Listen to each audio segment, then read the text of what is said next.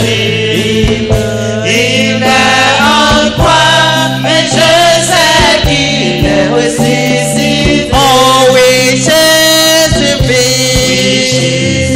Oh oui, Jésus vit. Il n'est plus sur la croix. Non, non, non, non. Jésus, Oh, j'entends sa voix. j'entends sa voix. Oh oui. Oh oui, je sais qu'il connaît le futur. La vie pour moi, ce n'est que joie, car Jésus vit. Que le Seigneur nous bénisse, que Dieu puisse nous fortifier. Cela est vraiment important pour nous. Cet après-midi, j'ai écouté le témoignage d'un frère et cela m'a beaucoup édifié. Le frère dit qu'il a été giflé, mais il n'a pas voulu réagir. Et il a encore été amendé pour ne rien faire. Et ceux qui étaient là, trouvant que le frère a raison, ils disent au frère, mais pourquoi n'es-tu pas allé porter convocation, porter plainte? Et le frère me disait, quand je me suis rappelé de la prédication du dimanche passé, lorsque l'homme de Dieu dit à Dieu la vengeance, c'est pour ça que je me suis tué. Et je ne suis pas allé. Et j'ai payé aussi ce qu'ils m'ont dit de payer. Et j'étais beaucoup édifié par le témoignage du frère. Et il faut que cela soit ainsi pour chacun de nous. Nous n'avons pas à répondre quand les gens nous cherchent querelle. Et c'est ça un véritable chrétien. Supposons que le frère veut chercher aussi vengeance. Si le frère avait essayé de répondre, ça peut se passer très mal. Mais il s'est tué tranquillement et il a laissé tout entre les mains de Dieu. Et c'est comme ça que nous devons agir en tant que chrétiens. Que le Seigneur puisse nous bénir. Nous tenons debout et nous lirons dans le livre de 2 Rois chapitre 2. 2 Rois chapitre 2. Nous lisons le verset 12. 2 Rois chapitre 2, verset 12. Je prie le Seigneur. Seigneur Dieu Tout-Puissant, ce soir nous te rendons gloire. Nous te disons sincèrement merci. Merci pour tous tes bienfaits dans notre vie. Merci pour ta grâce qui ne cesse de nous accompagner tous les jours. Ce soir, tu as permis que nous puissions nous réunir autour de ta parole. Et nous te demandons, Père, daigne te manifester au milieu de nous. Prends le contrôle de toutes choses. Agis en notre faveur. Parle dans le cœur de tous tes enfants. Bénis tes enfants. Accorde-nous l'entendement parfait de ta parole. Bénis chacun de nous pour l'honneur et la gloire de ton nom. Au nom de Jésus, nous avons prié. 2 Rois 2, verset 12. Élisée regardait et criait, mon père, char d'Israël et sa cavalerie. Et il ne le vit plus. Saisissant alors ses vêtements, il les déchira en 2 morceaux et il releva le manteau qu'Élie avait laissé tomber. Puis il retourna et s'arrêta au bord du Jourdain. Il prit le manteau qu'Élie avait laissé tomber et il en frappa les eaux et dit, où est l'Éternel, le Dieu d'Élie? Lui aussi, il frappa les eaux qui se partageaient ça et là, et Élisée passa. Que le Seigneur bénisse sa parole. Nous pouvons nous asseoir. Je vais intituler ma prédication de ce soir une robe d'occasion. Donc une robe d'occasion, c'est ça le thème de mon message, une robe d'occasion. Bien-aimés dans le Seigneur, quand nous venons ici, nous devons savoir où nous allons. Quand Dieu nous permet de venir dans sa maison, chacun de nous devons savoir où nous allons. C'est très important pour le chrétien de savoir là où il va. Lorsqu'il arrive que nous ne savons pas où nous allons, nous finissons par retourner d'où nous sommes sortis. Et la Bible dit que c'est comme des chiens qui retournent à leur vomissure.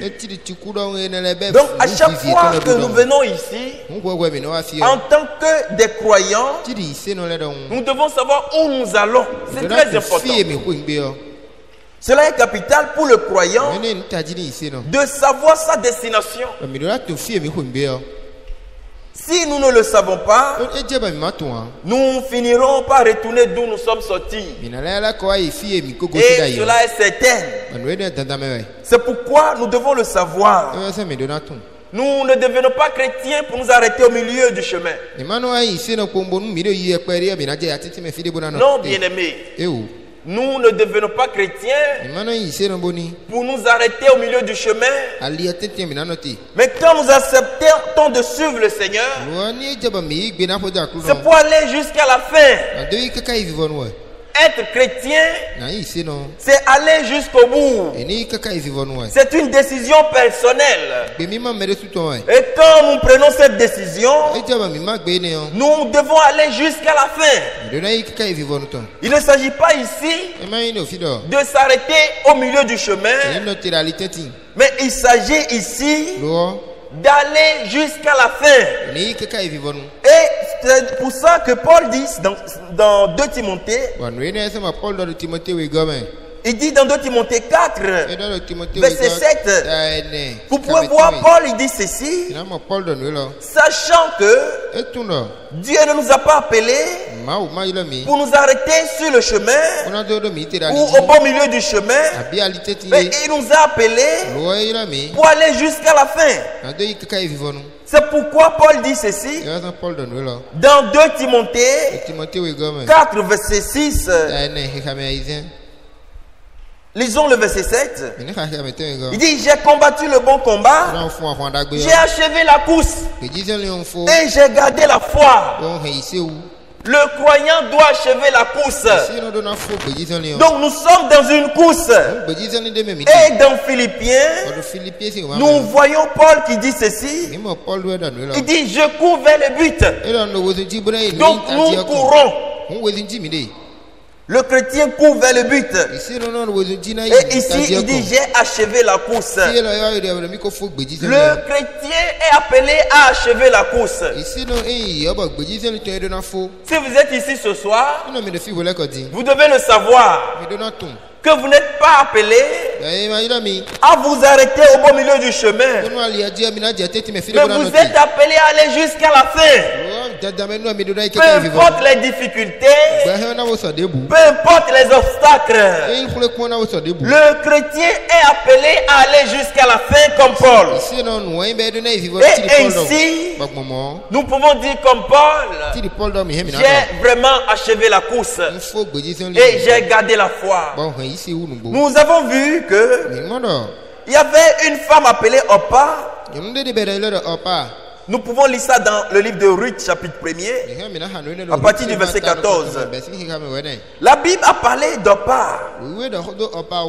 Orpa, cette femme qui est arrêtée au beau milieu du chemin. Alors que le Seigneur ne nous demande pas de nous arrêter au beau milieu du chemin, il nous demande d'achever quand même la course. Et nous avons vu Orpa, cette femme qui s'était arrêtée au beau milieu du chemin.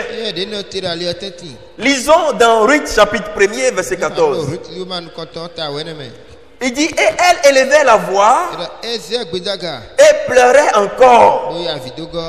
Orpa baisa sa belle-mère, mais Ruth s'attacha à elle Naomi dit à Ruth, voici ta belle-sœur est retournée vers son peuple et vers ses dieux. Donc, voyez Orpa, nous voyons qu'arrivé à un niveau donné dans la marche, elle a décidé de retourner encore en arrière, c'est-à-dire d'où elle était sortie. La Bible dit ceci, il dit de retourner vers son peuple et vers ses dieux. C'est Dieu qu'elle avait pris peut-être la décision d'abandonner. C'est Dieu qu'elle avait pris peut-être la décision de ne plus suivre. Mais arrivé à un niveau donné du chemin, nous voyons cette femme Orpa qui a décidé maintenant de retourner encore vers ses dieux. Et c'est le genre de chrétiens tièdes. C'est le genre de chrétiens qui ne sont pas zélés pour la parole de Dieu. C'est les gens de chrétiens qui ne peuvent pas marcher dans la persécution. Un chrétien comme Orpa, c'est le genre de chrétien qui n'est pas capable de tenir bon dans les épreuves. C'est Orpa. Donc elle est retournée encore vers ses dieux. Peut-être qu'elle avait confessé publiquement qu'elle acceptait le Seigneur de tout son cœur, de toute sa vie, et qu'elle a pris peut-être la décision de marcher avec le Seigneur jusqu'à la fin. Mais dans les difficultés, dans les épreuves, Orpa a pris la décision de retourner encore en arrière et d'aller maintenant vers ses dieux. Nous continuons la lecture. Maintenant, il dit retourne comme ta belle-sœur. Ruth répondit, ne me presse pas de te laisser, de retourner loin de toi. Où tu iras, j'irai. Où tu demeureras, je demeurerai. Ton peuple sera mon peuple et ton Dieu sera mon Dieu. C'est le genre de croyant qui a décidé d'aller jusqu'à la fin. Ruth. Et c'est ce genre de croyant que Dieu veut en ce temps de la fin. Un croyant capable d'aller jusqu'au bout. Pas un croyant qui s'arrêtera au beau milieu du chemin. Peut-être à cause des difficultés, à cause des problèmes de ce monde. Mais Dieu a besoin d'un croyant comme Ruth. Une femme qui s'est décidée d'aller jusqu'à la fin. Et il dit à Naomi, il dit où tu mourras, je mourrai. Alléluia. Où tu mourras, je mourrai et j'y serai enterré. Elle avait pris un engagement ferme. Elle avait pris une résolution ferme. Cette résolution, c'est d'aller jusqu'à la fin.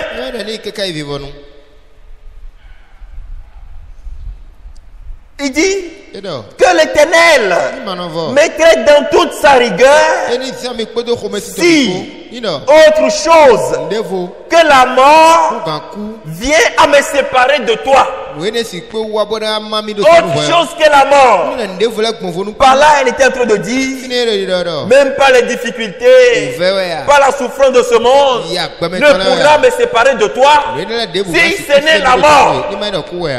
Et c'est ça un véritable chrétien. Un chrétien doit décider d'aller jusqu'à la fin. Vous ne devez pas vous arrêter dans la marche, mais vous devez aller jusqu'au bout. Lisons dans Luc chapitre 9 verset 62. Luc 9 verset 62.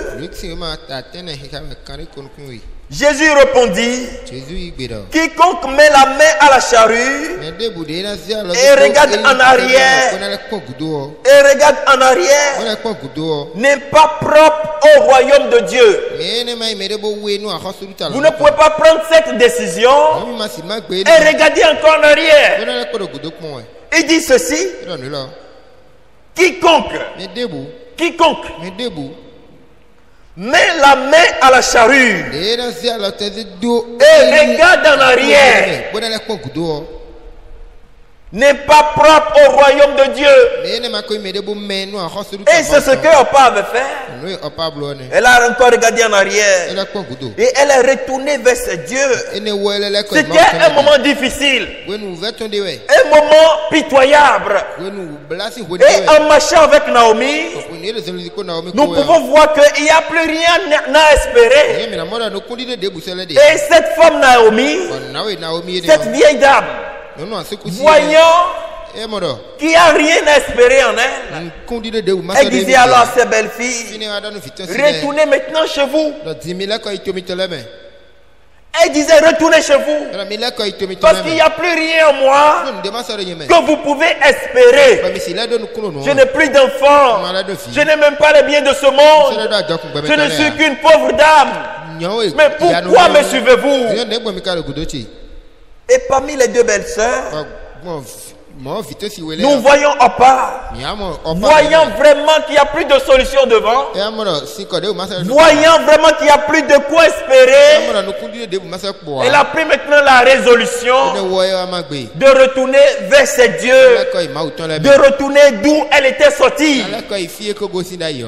Pourquoi? À cause des difficultés. C'est pourquoi mon frère, ma soeur, nous devons faire vraiment attention. Si nous avons vraiment donné notre vie à Jésus-Christ, nous devons savoir que c'est pour aller jusqu'au bout. Ne vous arrêtez pas sur le chemin à cause des difficultés. Ne regardez pas en arrière, mais persévérez dans la marche. Allez jusqu'au bout comme de vaillants combattants. Mais quant à Ruth, elle a décidé d'aller jusqu'à la fin. Oui, mon frère, ma soeur, ce soir, peu importe les difficultés qui se présentent devant vous, peu importe la douleur qui se trouve dans votre cœur, vous devez tenir bon et aller jusqu'à la fin. C'est ça la décision d'un véritable chrétien. Et c'est là sa résolution. Une ferme résolution de tenir bon jusqu'à la fin. Et c'est ce que le Seigneur nous demande. Nous ne pouvons pas retourner en arrière parce que cela n'est pas conforme. Quand les moments difficiles arrivent, nous ne devons pas trouver une occasion de chute, une raison pour retourner en arrière. Mais nous devons tenir bon. Pourquoi? Parce que le Seigneur, notre Dieu, se souviendra de nous au moment opportun. Tous autant que nous sommes ici, nous devons savoir que il y a une croix pour chacun de nous. Si vous acceptez de suivre le Seigneur, vous devez savoir qu'il y a une croix pour vous. Et vous devez porter cette croix tous les jours de votre vie. Il y a une croix pour toi, ma soeur. Il y a une croix pour toi, mon frère. Et il y a une croix pour moi aussi. Et quiconque décide d'aller avec le Seigneur doit porter sa croix. Le chrétien doit porter sa croix. Et vous devez porter votre croix. Peu importe les circonstances, vous devez porter cette croix. Cela est important. Cela est capital. Ne regardez pas en arrière, mais allons en avant.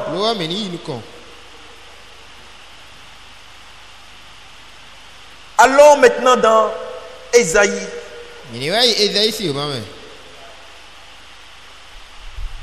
Ésaïe 35, verset 4, verset 3 à 4. Il dit ceci: fortifiez les mains languissantes et affermissez les genoux qui chancellent. Dites à ceux qui ont le cœur troublé: prenez courage. Alléluia. Amen. Dites à ceux qui ont le cœur troublé: prenez courage, ne craignez point. Alléluia. Amen. C'est la parole du Seigneur. Prenez courage, ne craignez point. Voici votre Dieu, la vengeance viendra, la rétribution de Dieu. Il viendra lui-même et vous sauvera. Alléluia. C'est la parole de Dieu. Prenez courage. Et c'est là un véritable chrétien. Prenez courage. Dites à ceux qui ont le cœur troublé. Peut-être que votre cœur est déjà troublé par les difficultés de ce monde. Votre cœur est troublé par la maladie, par les dettes, par les problèmes, par l'échec. Mais il dit ceci: dites-leur. Dites-leur, prenez courage, ne craignez point. Alléluia. Si vous avez le cœur troublé ce soir, vous devez savoir que le Seigneur est en train de vous dire que vous devez prendre courage. Ne craignez pas. Retournons dans 2 Rois. Retournons là-bas. Et nous voyons ici dans 2 Rois quelle était la conduite d'Élisée avec le prophète Élie. Lisons le chapitre 2, verset 1er.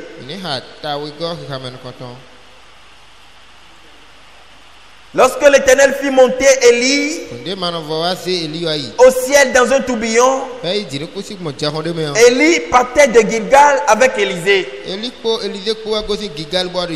Élie dit à Élisée: reste ici, je te prie, car l'Éternel m'envoie jusqu'à Bethel. Mon frère, ma soeur, étant sur le chemin, c'est devenu douloureux. C'est devenu difficile. Alors Élie était obligé de dire à Élisée: mais comme le chemin est difficile, toi Élisée, attends ici, parce que l'Éternel m'envoie à Bethel. Alléluia. Maintenant écoutez ce qu'Élisée dit. Élie dit à Élisée: reste ici. Et 2 marchaient ensemble. Ils continuaient la marche ensemble.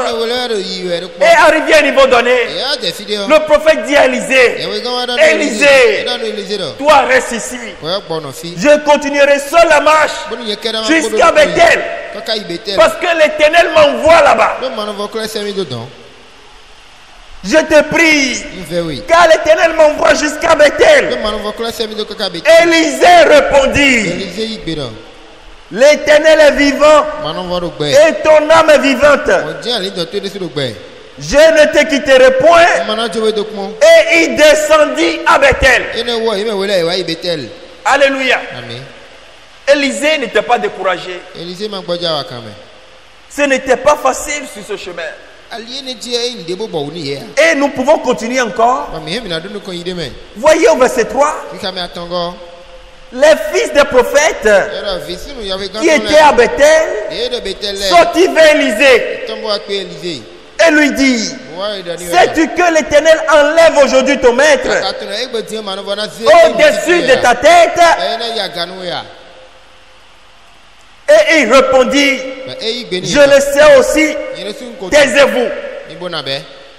Mon frère, ma soeur, le chemin n'est pas facile. C'est un chemin compliqué. Et le Seigneur Jésus a dit que c'est un chemin très serré. Et peu sont ceux qui prennent par là. Nous voyons que Il y a eu encore les fils des prophètes. Ils sont venus lui dire, mais est-ce que tu le sais au moins? Mais pourquoi est-ce que tu es en train de suivre cet homme? Mais aujourd'hui il sera enlevé. Pourquoi est-ce que tu es derrière lui? Élisée répondit, c'est vrai, je le sais aussi. Mais vous, taisez-vous. Alléluia. Je le sais. Mais taisez-vous. C'est ce qui nous arrive souvent dans la marche. Parfois l'ennemi envoie des gens sur le chemin pour nous décourager, pour semer le doute en nous, pour semer la peur en nous, pour semer le découragement en nous. Mais nous devons être forts. Comme cet homme Élisée, il n'a pas accepté ses découragements, il n'a pas accepté la peur, mais il a renoncé à ces choses, il a rejeté ses paroles. Et il dit, c'est vrai, je le sais, mais taisez-vous. Et il a continué avec cet homme. Lisons le verset 4. Élie lui dit, Élisée, reste ici. Je te prie, car l'Éternel m'envoie à Jéricho. Maintenant arrivé à Bethel, Élie lui dit encore, le chemin n'est pas facile. Reste ici. L'Éternel m'envoie encore à Jéricho. Mon frère, ma soeur, le chrétien doit aller jusqu'au bout. Le chrétien doit aller jusqu'à la fin. Et il répondit, il dit, l'Éternel m'envoie encore à Jéricho. Mais nous voyons Élisée qui est toujours derrière cet homme, sachant que bientôt Élie sera enlevé. Mais il était quand même derrière lui, parce qu'Élie se tenait dans la parole. Maintenant, Élie voyant la marche, il dit à Élisée, Élisée, reste ici. Peut-être moi je suis déjà vieux, mais toi tu es encore jeune. Reste là alors. Parce que Dieu m'envoie encore à Jéricho. Regarde, nous avons déjà marché de Bethel. Vois, maintenant l'Éternel m'envoie encore à Jéricho. Alors reste ici. Et il répondit encore, voyez ceci. Il répondit, l'Éternel est vivant et ton âme est vivante. Je ne te quitterai point. Et il arrivait à Jéricho. Alléluia. Élie n'a pas déposé sa croix. Élisée n'a pas déposé sa croix. Mais il a porté sa croix jusqu'à la fin. Maintenant, continuons le verset 5. Les fils des prophètes qui étaient à Jéricho s'approchaient d'Élisée et lui dit, sais-tu que l'Éternel enlève aujourd'hui ton maître au-dessus de ta tête? Et il répondit, je le sais, taisez-vous. Alléluia. Bien-aimés dans le Seigneur, vous devez savoir qu'à chaque étape dans la marche, vous aurez des découragements, vous recevrez des moqueries, il y aura de l'injustice sur le chemin, mais vous allez jusqu'au bout comme Élisée. Nous continuons. Verset 6. Élie lui dit, reste ici, je te prie, car l'Éternel m'envoie au Jourdain. Il répondit, l'Éternel est vivant et ton âme est vivante. Je ne te quitterai point. Et il poursuivit tous deux le chemin. Donc arrivé encore à Jéricho, Dieu lui dit encore, va au Jourdain. Mais ce n'est pas un chemin facile. Le chemin qui mène au Jourdain, ce n'était pas un chemin facile. Et quand le prophète regarde Élisée, il lui dit: Élisée, reste ici, je partirai seul. Parce que l'Éternel m'envoie encore. Il m'avait envoyé à Bethel. Arrivé à Bethel, il m'envoie encore à Jéricho. Arrivé à Jéricho, il m'envoie encore au Jourdain. Mais toi, tu es jeune. Attends ici. J'irai seul. Mais Élisée répondit encore. Il dit: ton âme est vivante. L'Éternel est vivant. Je ne te quitterai point. C'est ça un chrétien. Oui, mon frère, ma soeur. Le chrétien doit aller jusqu'au bout. Verset 7. 50 hommes d'entre les fils des prophètes arrivaient et s'arrêtaient à distance vis-à-vis, et eux deux s'arrêtaient au bord du Jourdain. Alors Élie prit son manteau, le roula et en frappant les eaux qui se partageaient ça et là, et ils passaient tous deux à sec. Lorsqu'il eut passé, Élie dit à Élisée: demande ce que tu veux que je fasse pour toi avant que je sois levé d'avec toi. Élisée répondit: qu'il y ait sur moi, je te prie, une double portion de ton esprit. Mon frère, ma soeur, nous avons besoin d'aller jusqu'au bout. Nous avons besoin d'aller jusqu'à la fin. Et c'est arrivé à cet endroit que le prophète dit à Élisée, il dit: Élisée, demande maintenant ce que tu veux. Pourquoi? Parce que tu as persévéré avec moi. Parce que tu as tenu bon. Tu n'as pas abandonné. Alors, demande maintenant ce que tu veux. Et Élisée a dit: je veux une double portion de ton esprit. Mon frère, ma soeur, lorsque vous arrêtez sur le chemin, vous devez savoir que vous ne pouvez rien bénéficier de Dieu. C'est pour ceux qui vont jusqu'à la fin. Élisée était allé jusqu'au bout. Il a porté sa croix. Il n'a pas déposé sa croix. Quand le prophète lui dit: Élisée, arrête-toi ici, j'irai seul. Élisée répondit: non, ton esprit est vivant. L'Éternel est vivant. Je ne te quitterai point. Et il était derrière ce vieux. Et les fils des prophètes voyant la chose, peut-être les gens peuvent se poser des questions. Ils peuvent dire: mais que cherche ce jeune derrière ce vieux? Pourquoi se trouve-t-il derrière lui? Sachant que Élie sera enlevé. Les gens peuvent se poser des questions. Mais quand vous voyez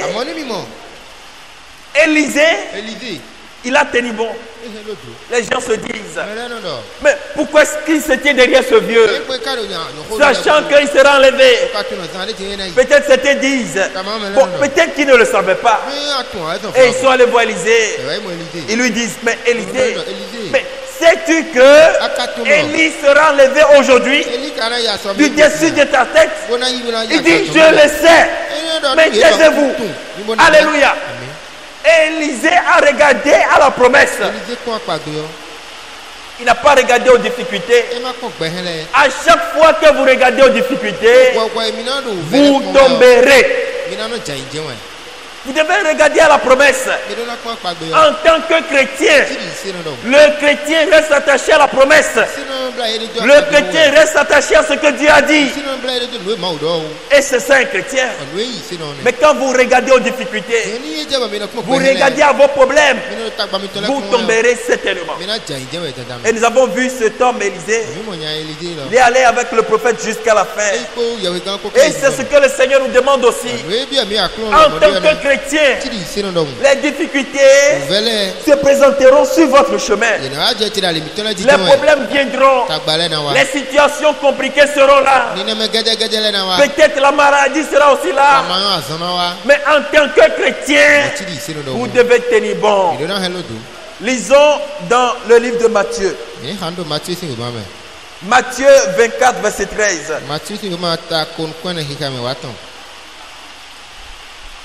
Matthieu 24, 13.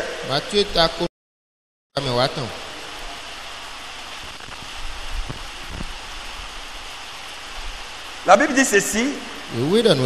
Il dit, mais celui qui persévérera jusqu'à la fin sera sauvé. Alléluia. Celui qui tiendra bon jusqu'à la fin. Combien parmi nous sera capable de persévérer jusqu'à la fin? Combien, mon frère, ma soeur? C'est pourquoi nous devons demander à Dieu de nous donner la capacité d'aller jusqu'à la fin. Ce n'est pas bon d'abandonner sur le chemin. Mais nous devons aller jusqu'à la fin. Celui qui persévérera jusqu'à la fin, c'est celui-là qui sera sauvé. Oui, mon frère. Ce soir, peut-être vous avez bien commencé. Peut-être vous êtes là au milieu de nous. Mais ce qui compte devant Dieu, c'est celui qui arrivera jusqu'à la fin. Celui qui arrivera jusqu'à la fin en gardant la foi, en étant obéissant à la parole de Dieu. C'est celui-là qui sera sauvé. Vous ne pouvez pas abandonner au milieu du chemin. Vous ne pouvez pas abandonner au milieu du chemin. Mais vous devez aller jusqu'à la fin. Vous avez besoin de la persévérance. Vous avez besoin de tenir bon. C'est ce que demande le Seigneur. Et il dit, c'est lui qui persévérera jusqu'à la fin. Cela révèle que ce n'est pas une chose facile. Vous devez persévérer. C'est pourquoi, quand vous lisez dans le livre des Actes, quand vous voyez ceux qui ont cru au jour de la Pentecôte, la Bible dit qu'ils persévéraient dans l'enseignement des apôtres. C'est des gens qui persévéraient. Ce n'est pas une chose facile. Mais ils persévéraient dans l'enseignement des apôtres. Apocalypse 2. Verset 26. Lisons dans Apocalypse 2, verset 26. Il dit à celui qui vaincra et qui gardera jusqu'à la fin mes œuvres, je donnerai autorité sur les nations. Alléluia. À celui qui vaincra. Alléluia. Parmi nous, il y a des vainqueurs. Il y a des vainqueurs. Mais il dit celui qui vaincra et gardera mes œuvres jusqu'à la fin. Le Seigneur parle ici de la fin. Ce n'est pas du début ni le milieu. Ce n'est pas le commencement. Mais la fin. C'est lui qui vaincra et gardera mes œuvres jusqu'à la fin. C'est la fin, mon frère. Ce n'est pas le commencement. Ce n'est pas celui qui s'arrête au milieu. Mais celui qui va jusqu'à la fin. C'est la fin, mon frère.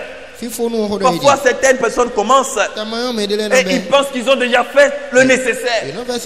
Mais le milieu ne compte pas. Le début ne compte pas. Aujourd'hui, nous sommes nombreux à cet endroit. Mais combien parmi nous abandonneront la foi sur le chemin? Combien parmi nous abandonneront sur le chemin? Combien? Pose-toi la question. Combien abandonneront sur le chemin? Combien parmi nous abandonneront? C'est pourquoi le Seigneur dit, il dit ceci, à celui qui vaincra et qui gardera jusqu'à la fin mes œuvres. Celui qui gardera jusqu'à la fin mes œuvres. Je donnerai autorité sur les nations. Alléluia. Si aujourd'hui, je n'ai pas l'autorité sur les nations, mais je crois que en ce jour-là, le Seigneur me donnera l'autorité sur les nations. C'est pourquoi je dois tenir ferme. Je dois persévérer, gardant les œuvres du Seigneur jusqu'à la fin. Le début ne compte pas, mais c'est la fin. Et c'est celui qui va jusqu'à la fin. C'est celui-là qui est couronné. Oui, mon frère, ma soeur. C'est pourquoi l'apôtre Paul dit ceci. J'ai achevé la course et j'ai gardé la foi. Alléluia. Ce sont les derniers moments de sa vie. Ce sont dans les dernières minutes de sa vie. C'est en ce moment il dit maintenant, moi j'ai gardé la foi. J'ai achevé la course. Donc c'est une course, bien-aimée. Une robe d'occasion. Une course. Et nous avons besoin de la persévérance. Nous avons besoin de tenir bon pour aller jusqu'au bout. N'avons pas nous décourager. Alléluia. Amen. L'ennemi enverra sur le chemin tout ce qu'il faut pour nous décourager. L'ennemi enverra sur ton chemin tout ce qu'il faut pour que tu sois découragé. Et c'est ce que nous avons fait avec Élisée. Les gens viennent. Ah, Élisée. Ah, Élisée. L'ennemi enverra ceux-là qui viendront pour te décourager, pour t'amener à abandonner la foi. Mais toi, tiens bon, va jusqu'à la fin. Et ainsi, le Seigneur te bénira. Alléluia. À celui qui vaincra et qui gardera jusqu'à la fin mes œuvres, je donnerai autorité sur les nations. À celui qui vaincra. Oui, mon frère, ma soeur. Et nous savons que pour vaincre, il faut nécessairement un combat. Et nous sommes dans ce combat. Et dans le combat, nous voyons, il y a d'autres qui abandonnent. Mais nous ne devons pas abandonner. Nous devons aller jusqu'à la fin. Lisons dans le livre des Actes, chapitre 14. Actes, chapitre 14. Verset 22.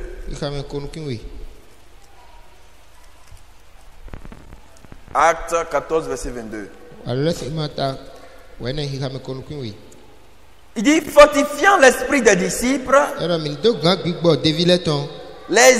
les exhortant à persévérer dans la foi. À persévérer dans la foi et disant que c'est pas beaucoup de tribulations qu'il vous faut entrer dans le royaume de Dieu. Et Paul dit à Timothée, ceux qui voudront vivre pieusement en Christ seront persécutés.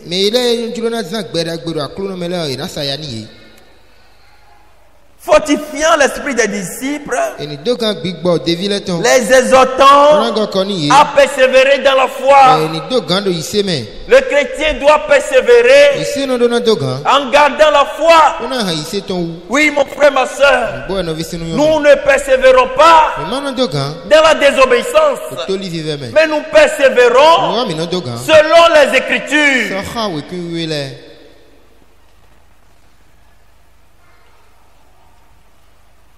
Les exhortant à persévérer dans la foi et disant que c'est pas beaucoup de tribulations. Beaucoup de tribulations qu'il nous faut entrer dans le royaume de Dieu. Il faut beaucoup de tribulations. Il vous faut beaucoup de tribulations. Ne pensez pas que le chemin sera facile. Quand vous venez à Christ, vous devez vous préparer à être haï. Si vous venez pour vous faire aimer des hommes, cela ne marchera pas, bien-aimé. Si vous acceptez le Seigneur, vous devez vous préparer à être haï des hommes. Vous devez vous préparer à être persécuté. Cela est très important.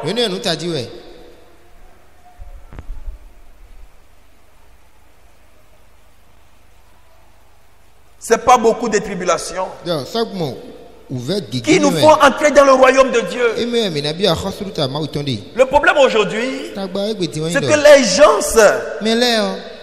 les gens aujourd'hui, ils veulent adorer le Seigneur sans les épreuves. Vous voyez, des gens disent au Seigneur, Seigneur, c'est vrai, ta parole c'est la vérité. J'accepte de te suivre, mais moi je n'aime pas les épreuves. Non, bien-aimé. Les gens n'aiment pas les épreuves. Ils n'aiment pas les difficultés. Ils veulent adorer le Seigneur quand tout va bien. Mais ça ne doit pas être ainsi. Non, bien-aimé. Nous devons garder la foi. Nous devons persévérer. Nous devons compter sur le Seigneur. Nous devons tenir ferme. C'est ça un véritable chrétien. Et si vous faites ces choses, vous devez savoir que bientôt vous serez couronné. Pour finir, je vais lire le prophète.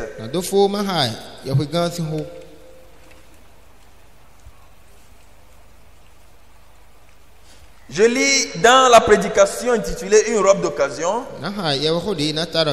prêché le 25 novembre 1956, matin à Jeffersonville, au paragraphe 55. Il dit ceci. Il dit, lorsque j'ai entendu le pasteur dire ce matin que beaucoup commencent à se décourager. C'est le frère Neville. Il voit que les gens ne commencent pas à se décourager. Et le prophète dit, lorsque j'ai entendu le pasteur dire ce matin que beaucoup commencent à se décourager, il dit, ce dont nous avons besoin, frère, c'est de prendre courage. Alléluia. Amen. Il dit, ce dont nous avons besoin, frère, c'est de prendre courage. Ce dont nous avons besoin, c'est d'être encouragé. Et c'est vrai. Les épreuves peuvent venir. Nous n'avons jamais reçu la promesse d'être acceptés, mais plutôt la promesse qui nous accordera la grâce pour les traverser. Alléluia. Réveillez ceux qui dorment. Il dit ceci. Il dit, les épreuves peuvent venir. Il dit, nous n'avons jamais reçu la promesse d'être accepté. Non, Dieu ne nous a pas donné la promesse que non, vous n'aurez pas de tribulation, les épreuves. Dieu n'a pas donné cette promesse. Maintenant, il dit ceci. Il dit, mais plutôt la promesse qui nous accordera la grâce pour les traverser. Dieu nous donnera ce qu'il faut pour traverser les épreuves. Alléluia. Amen. Il dit, si la montagne est trop haute pour être surmontée, si c'est trop profond pour passer en dessous, trop large pour être contourné, il accordera la grâce pour aller de l'autre côté. Alléluia. Vous ne comprenez pas. Il dit, même quand l'épreuve est compliquée, même quand nous voyons qu'il n'y a pas la solution, il dit, le Seigneur accordera ce qu'il faut. Dieu nous donnera ce qu'il faut pour aller de l'autre côté. Il dit c'est vrai. Ne vous en faites tout simplement pas. Mais gardez vos yeux fixés sur Christ. Car il est le seul qui peut nous amener de l'autre côté.